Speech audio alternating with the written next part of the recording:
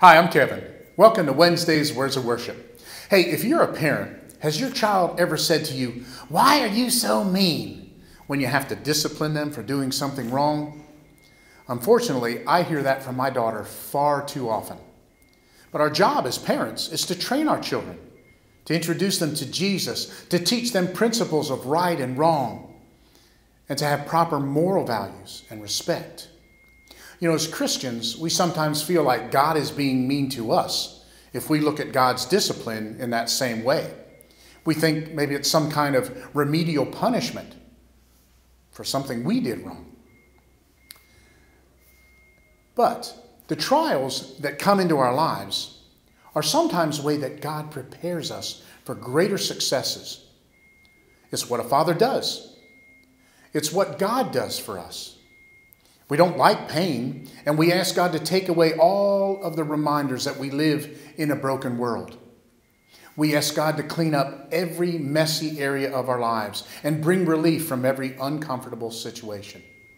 Now, I believe we should pray about all of our troubles, our sorrows, our concerns, and even our joys.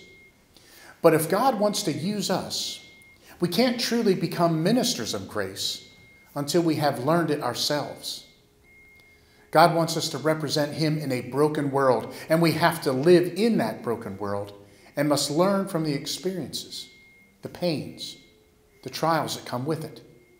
Now, I'm not saying we shouldn't pray to God for relief, deliverance, healing, but we do need to be aware that the pressures that God allows in our lives are sometimes designed to make us tougher, to make our souls grow up, to mature us, to teach us the things that God wants to teach us, to train or teach us what cannot be learned in a perfect environment.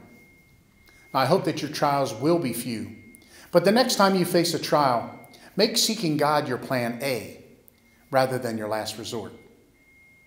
And then, instead of asking why, ask what.